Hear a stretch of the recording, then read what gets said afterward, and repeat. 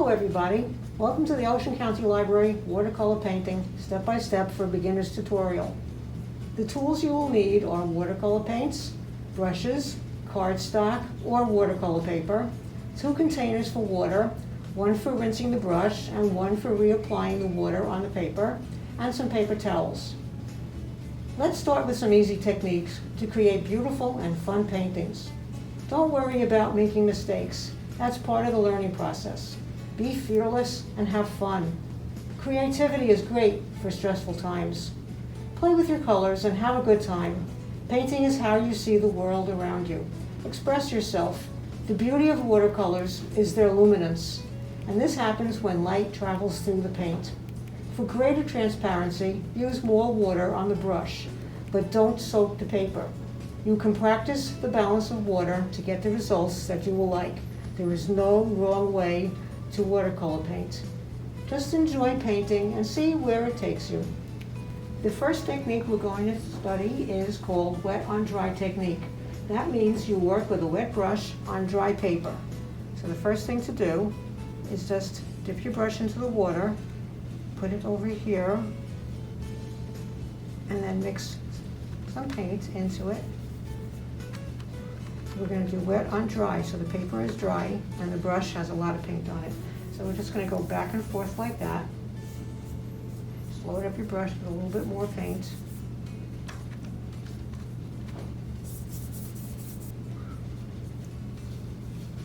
This would be good for anytime you're using overlapping strokes. You just go back and forth and you can overlap it just like that, but don't make the paper too wet.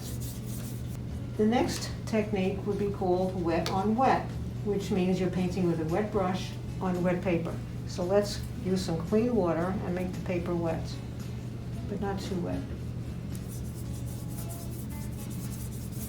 The paper will lose its shine, and that will be a good indicator of when you have enough water on the paper.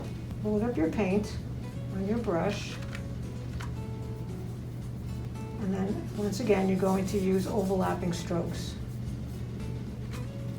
This would be a good way to practice how much water you would like to be on the brush. You can see the paper is starting to buckle a little bit, so you have to be careful and not to use too much water on the paper. It starts to get a little bit wavy, and you don't want that. The next technique is called drop color. What you want to do is have clean water, load up your brush with some paint, and then just kind of drip it.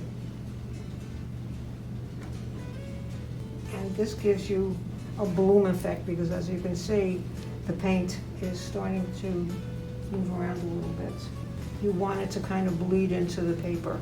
This gives a very pretty effect. So these are the 3 techniques that we're going to be working with today. Always make sure that your brush is clean. So we're going to use the 3 techniques that we were talking about. And you can use any color you like. Just load up your brush, put it over here like this so it's not too wet. Just go ahead, use your imagination. Paint it however you would like it to be, just cleaning the brush in between changing colors. I'm using a wet on dry technique because the brush is wet and the paper is dry. Color, take you wherever it wants to go. There's no right or wrong way to do this. If you make a mistake, you can always blot it with a paper towel. You can always start again. Whenever you change colors, try and clean the brush so the paint doesn't get muddy looking. Before you add a new color, try and let it dry a little bit. The more water that you use, the lighter the color will be, and when it dries, it will dry lighter than it appears when it's wet. A helpful hint would be to clean your brushes thoroughly with running water and a little bit of soap each time that you finish painting. Dry your brush with some paper towels. Always store your brush like this on the handle so you don't damage the bristles. Ocean County Library offers free access to the Creative Bug website, which offers thousands of online classes to all skill levels with arts and crafts videos. Support public libraries. Like, share, and subscribe for more great videos.